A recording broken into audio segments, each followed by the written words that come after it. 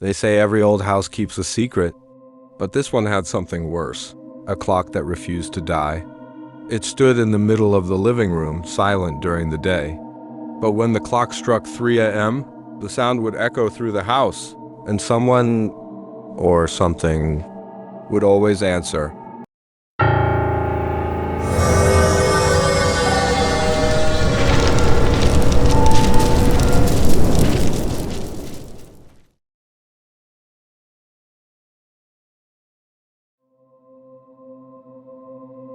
The old clock in the living room. In an old family house stood a grandfather clock, tall and ancient, carved from dark teak wood with a lion's head at the top. Its hands were rusted and the glass face was cracked. Yet every night, exactly at 3 a.m., the clock chimed 3 times, even though its mechanism had been removed years ago. Rena, the granddaughter, had just moved into the house alone. She worked in the city, but rent was too expensive, so she decided to stay in her grandfather's home. The first night felt normal until the clock struck 2:59 a.m. The air turned cold. The ticking grew louder. Tick, tock, tick, tock. Then it came dong, dong, dong. Rena froze. She stepped out of her room, her feet heavy as if the floor resisted her. When she reached the living room, the long hand stopped at 3.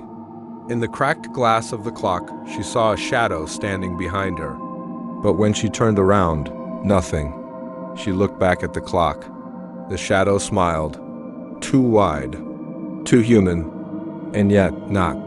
The next morning, Rena asked an old neighbor about the clock. He spoke softly, eyes filled with unease. That clock belonged to your grandfather. After his wife died, it would strike 3 times every night, a sign her spirit had come to fetch him. Rena laughed nervously, dismissing it as superstition. But that night, the clock chimed again 3 times, followed by a whisper. Rena, your time has come. The next morning, the neighbor found the clock frozen at 3 o'clock, and in front of it stood a framed photo of Rena 1 that had never been there before. Since that day, the old clock in the living room has never chimed again, because maybe the soul it waited for finally came home. They say every old house keeps a secret, but this one kept something far worse, a clock that refused to die. It stood in the middle of the living room, silent during the day, its wooden frame darkened by age, its glass cracked like a frozen scream. Rena had lived there for only a week. The house was quiet, too quiet, except for the soft hiss of the wind through the old windows. She never paid much attention to the grandfather clock, not until that night. When it struck 3 a.m., from behind her bedroom door came a deep, heavy sound. Dong, dong, dong. 3 slow chimes, echoing through the house. Rena froze. That couldn't be possible. The clock's mechanism had been removed years ago. She pushed her door open. The air felt colder than before, and a faint light flickered in the living room, as if something was moving there. Step by step, she walked closer. The wooden floor creaked beneath her feet, and then she saw it.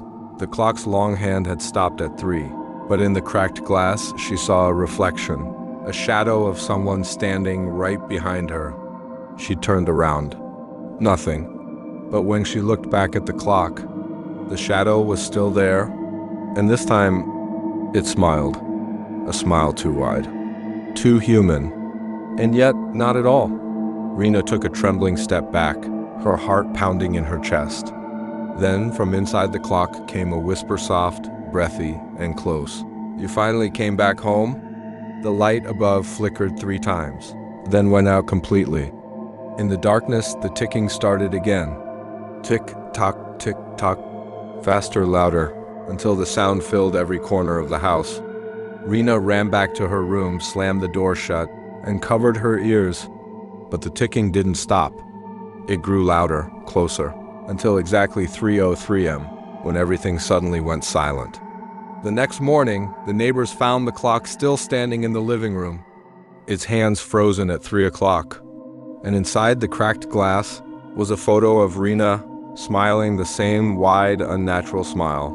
Seen in the reflection the night before, the house had been silent for days. No one had seen Rena since that night.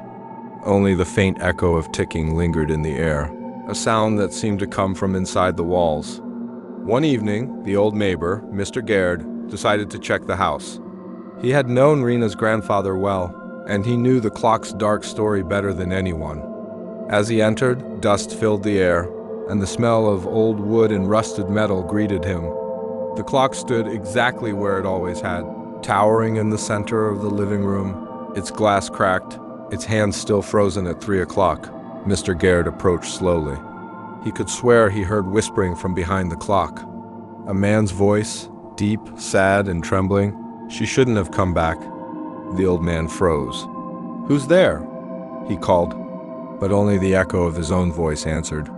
He touched the clock's glass, cold as ice. Then a sudden knock came from inside. 1, 2, 3 times. And from the corner of his eye he saw it, a faint reflection in the glass. A man's face, pale and hollow-eyed. The same face he had seen at Rena's grandfather's funeral 30 years ago. "I tried to warn her," the voice whispered. "The clock doesn't keep time. It keeps souls." Mr. Gaird stumbled backward, his breathing ragged. The clock's hands began to move again, slowly ticking forward. Tick-tock, tick-tock, tock. Then the pendulum swung, and a photo slipped out from the bottom. A photo of Rena standing beside her grandfather, both smiling. But their eyes were the same shade of black. The old man ran from the house, shouting prayers as he went.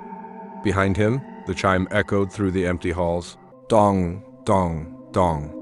And in the reflection of the glass, 2 figures now stood inside the clock, watching, waiting for the next one who would move in. It had been months since anyone dared to step inside Rena's old house. The curtains hung like shrouds, and dust covered every inch of furniture except for one thing: the old clock in the living room. Its glass had been cleaned. Its pendulum still swung slowly, steadily, as if someone was taking care of it from the inside. One rainy afternoon, a young couple, Mara and Daniel, bought the house. They didn't believe in the rumors. "Just an old story," Daniel said. But the neighbor's warning still echoed in Myra's mind. "If you hear the clock chime at 3 a.m., do not look at it." The first night was peaceful. The sound of rain lulled them to sleep. But at 2:59 a.m., Myra's eyes snapped open. There it was, the faint ticking. Tick-tock, tick-tock. Then, dong, dong, dong. 3 chimes. 3 seconds of silence. And then a whisper. "Myra, open your eyes." Her blood ran cold. The voice sounded familiar. Soft, female, almost like someone calling from far away. Myra got up and slowly walked toward the living room. The air grew heavy with the smell of iron, like rust and old blood. When she reached the clock, she saw a reflection in the cracked glass. A woman smiling faintly, eyes black as night. "You shouldn't be here," the reflection whispered. Myra stepped back, trembling. Who are you?" The reflection blinked once and then smiled wider. "I'm Rena." Before Myra could move, the clock's pendulum stopped. The entire house went silent, and from inside the clock came a faint knocking sound, like someone trying to get out. Daniel rushed into the room, yelling her name. But when he looked at the clock, Myra was gone. Only her reflection remained inside the glass, standing beside Rena, both smiling. The clock ticked once more. Tick, then whispered softly, 2 souls down, 1 more to go. The rain hadn't stopped for 3 days. Daniel barely slept. He sat alone in the living room, staring at the old clock that had taken Myra. The police came and left. They searched every corner, every crack. No footprints, no forced entry. Just the clock, its glass faintly fogged from the inside, as if someone was still breathing behind it. Daniel refused to believe what he saw that night. He told himself it was a nightmare. But every night at 3 a.m., the clock would chime 3 times, and a faint whisper would drift through the house. "Daniel, it's me." "Open the door." He knew that voice. It was Myra. The next night, Daniel brought a hammer. His hands trembled as he raised it. When the first hit landed, the house seemed to sigh, a low, guttural sound that came from the walls. He hit again. Crack lines spread across the glass. From within, something moved. A pale hand pressed against the inside of the clock. Daniel froze. Then a whisper came, clearer this time. "Don't break it, or you'll let him out." His breath caught. "Who?" The voice didn't answer. Instead, a second whisper followed, deeper, heavier, closer. "The one who owns the time." The lights flickered. The pendulum stopped. And before Daniel could run, the glass shattered, exploding outward in a burst of icy air. Inside the clock was not machinery, but a dark wooden door, small yet impossibly deep, with 3 carved names etched onto it: Rena, Myra, Daniel. The doorknob began to turn slowly on its own. Daniel screamed and swung the hammer again, but the floor beneath him split open, and he fell into the darkness behind the clock. The next morning, the rain stopped.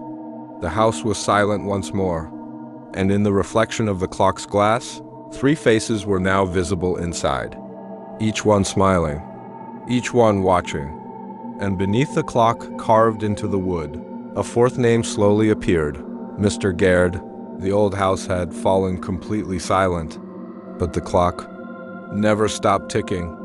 Each tick felt alive, like a heartbeat pulsing through the walls. Days after Daniel disappeared, Mr. Gaird returned. He couldn't sleep. He kept hearing the chime echoing in his dreams, always 3 times, always followed by the sound of footsteps walking behind him. When he entered the house, the air was colder than death. The floorboards groaned beneath his feet. He approached the clock, whispering to himself, "What have you done, old friend?"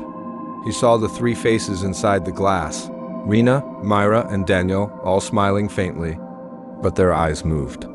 They were watching him. Suddenly, the hands of the clock spun wildly. The ticking grew faster and faster until it became a low, distorted hum. And then, dong, dong, dong. The chime echoed through the house, and the door inside the clock swung open. A blinding light spilled out. Mr. Gaird shielded his eyes, but from within the light, a figure stepped forward. Tall, cloaked in shadows, its face hidden beneath a hood. Its voice was deep and hollow, echoing like through an empty tunnel. "I am the keeper of time, the one who collects what is owed." Mr. Gaird stumbled backward. What do you want from me?" The figure tilted its head. "You've watched for too long. You kept the clock alive." Behind it, the reflections of Rena, Myra, and Daniel began to move, their hands pressing against the glass, their mouths open in silent screams. "They belong to me now." "But your time, Gaird. Your time is overdue?" The pendulum swung once. The lights went out, and when they came back on, the old man was gone. The clock's door slowly closed again. The glass repaired itself, smooth and clear. Now 4 faces were inside, their eyes glinting faintly from within the darkness. And at the very bottom of the clock, a 5th name began to etch itself into the wood, in fresh black ink. "Yours." A week later, a black car stopped in front of the old house.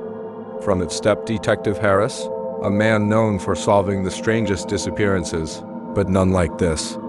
He had read the reports: 3 missing people, no signs of struggle, each disappearance at exactly 3 a.m., and the only thing left behind was an antique clock. When Harris entered the house, the smell of dust and decay filled his lungs. The air was heavy, as if time itself moved slower inside. He turned on his recorder. Investigation log. Case number 393.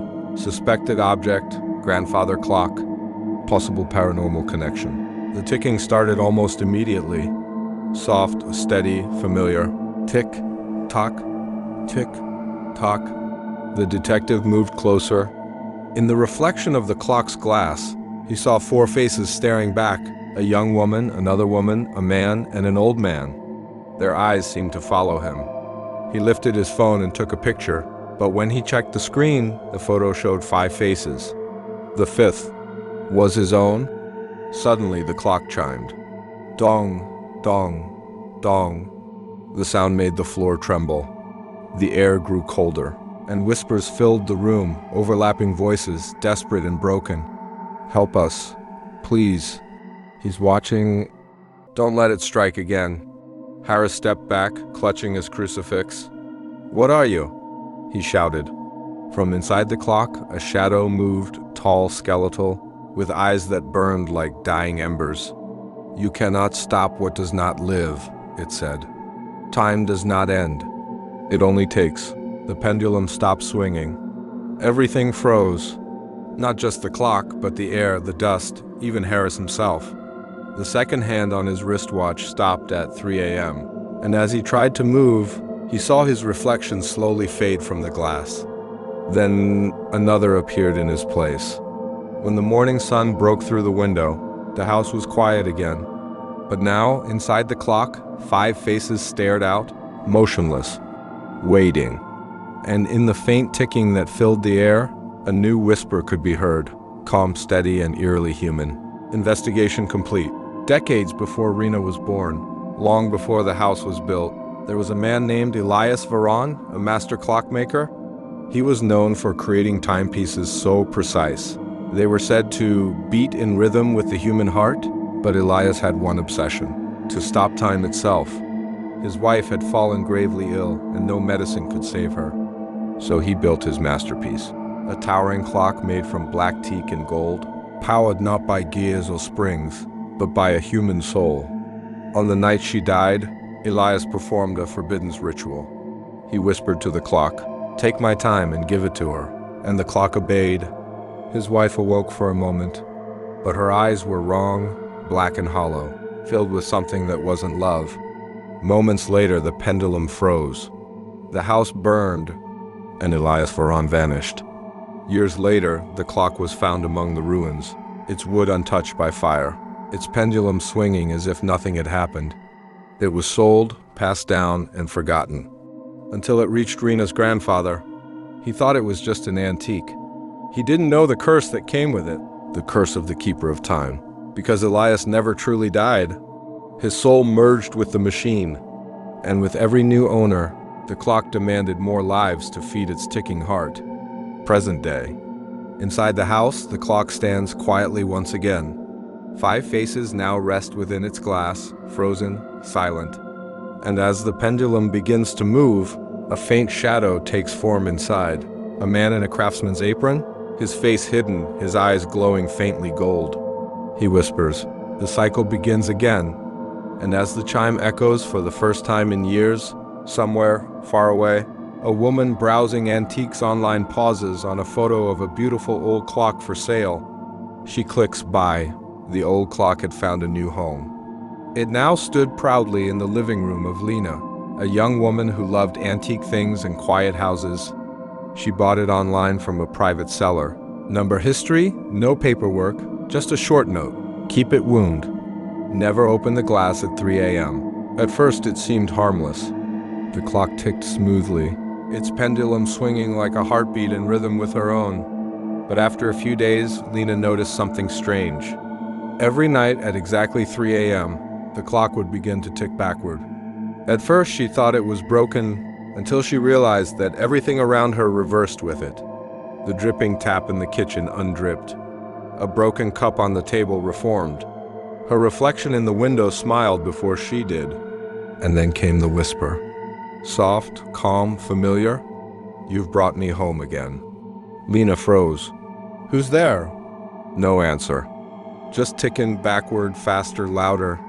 Toke, tick, toke, tick. The lights flickered. The air turned cold. And in the reflection of the clock's glass, she saw a woman's face staring back, black eyes, pale skin.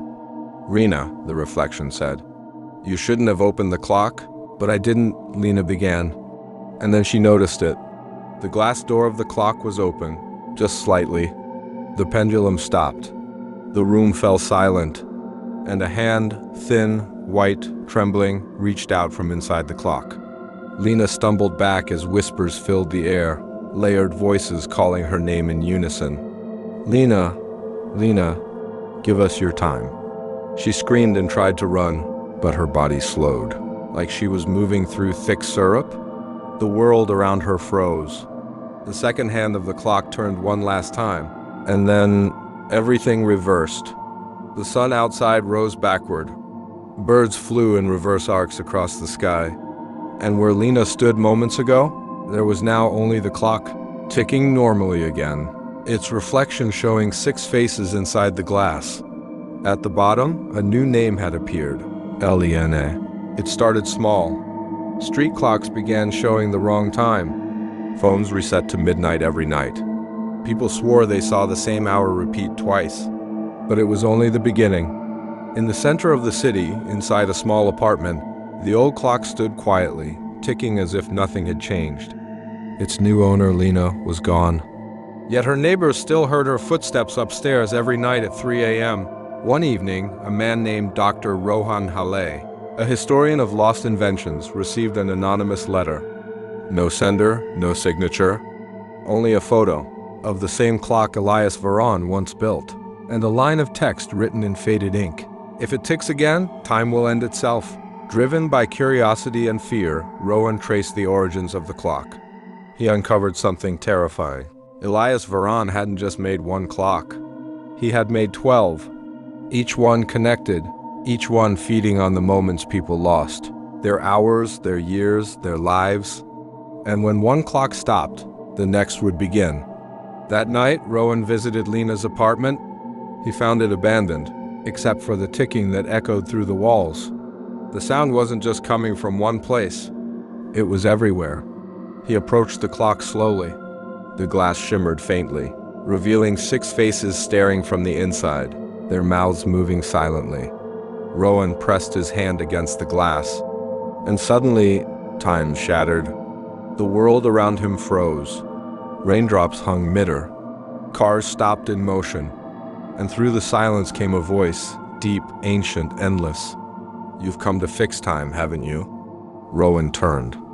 Elias Varron stood there, not as a man, but as a shadow made of dust and gears, his eyes glowing like molten brass.